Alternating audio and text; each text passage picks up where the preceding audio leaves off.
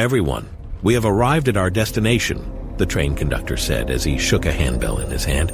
"Make sure that you don't leave any of your luggage behind you as you depart the train. I repeat, we have arrived at our destination. Make sure that you don't leave any of your luggage behind as you depart the train. We have arrived at Brynhilde Station." Ethan opened the door of his compartment and walked down the aisle carrying his bags. Was it supposed to be Brynhilde Station? Ethan thought. If I remember correctly, it should be Stanmore Station. From there, it would be a 5-minute walk to the gates of St. Clair Academy. The young man still had his doubts, but since they arrived at the train's destination, he had no choice but to disembark. As soon as he left the train, he saw all the teenage boys and girls being ushered to several carriages that lined up the side of the station. Each carriage can be shared by 4 people, the station master said as he and his subordinates helped guide the students who had arrived at the station. First years to the left, second years to the right, third years and above, you already know where to go. Don't tarry here and go to your own lanes. Ethan, who had been enrolled as a first year by his grandma, lined up on the left where several teenage boys and girls that were around his age had lined up as well. "Please prepare your train tickets," the station master stated. "Your carriage will be determined by your train ticket. Economy class goes to the black carriages, first class gets the purple ones, and VIP tickets get the golden carriages. Those who have VIP tickets, please come to me." Ethan looked at his ticket and saw the words VIP written in bold gold letters on its upper left side. Seeing that his ticket was indeed a VIP ticket, he walked towards the station master and presented his ticket to him. "I see. So you're one of the VIPs of the first years," the station master said as he scrutinized Ethan's ticket. "Very well, come with me. Make sure to follow closely, okay? We don't want you getting lost." All the first years who had lined up on their respective platforms gazed at Ethan with a look of jealousy and envy. VIP tickets were a form of status. They could only be obtained by people of high status in the magic world. Students who received such a ticket were those who came from highly influential families or those who had high positions in the Magic Bureau. "He's a first year? I better form a good relationship with him later. I hope we were in the same class. If I become his friend, wouldn't that mean that I'll be able to rub shoulders with the nobility? He's quite good looking. Is he perhaps single? Mother said that I should look for high-ranking nobles. Even if they only make me their concubine, I will be secure for life." Murmurs spread throughout the surroundings as Ethan was taken away by the station master. All of them wanted to be on good terms with the young man, who seemed to belong to a very influential family in the magic world. However, not all of them were thinking along these lines. A young lady with light brown hair and green eyes looked at the teenage boy in the distance in confusion. "How can he possibly be here?" the young lady thought. "Are my eyes deceiving me? Is he perhaps a different person?" The young lady wasn't quite unsure if the blue-haired boy was someone she knew or not. "It doesn't matter." The young lady handed her ticket to the staff member in front of her. "If it is really him, we will meet at the testing site later." "Grandma, you are the best," Ethan muttered as he sat on a very comfortable couch inside the golden carriage that was assigned to him. "Man, I almost feel sorry about my plan to leave the academy after a few days." While the young man was feeling a bit guilty about what he planned to do after arriving at the academy, his carriage started to move. Ethan looked at the passing scenery, but the only thing he could see were trees on both sides of the carriage. Several other carriages were traveling down the road as well, but all of them were on the right side of the road. The golden carriage traveled on the left, free from any kind of obstruction. A few minutes later, the carriage arrived at its destination, and Ethan disembarked while admiring the academy in front of him.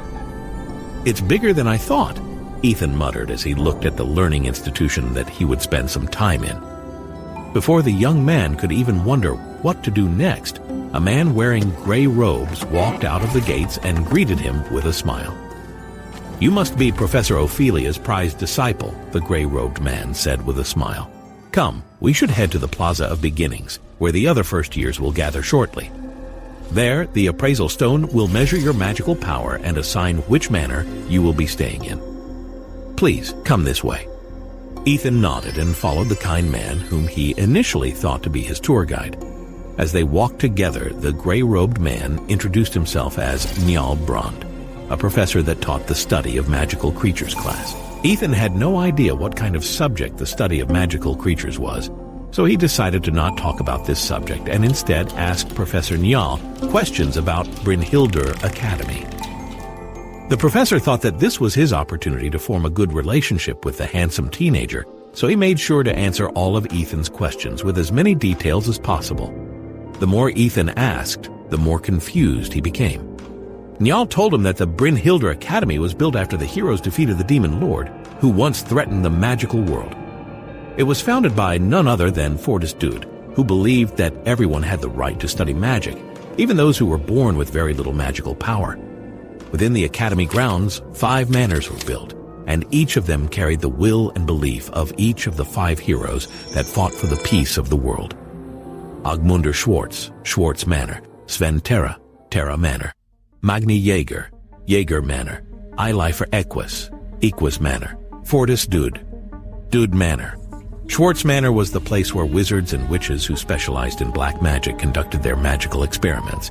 Terra Manor was the place where wizards and witches who specialized in growing things, like plants, flowers, or any magic associated with nature gathered.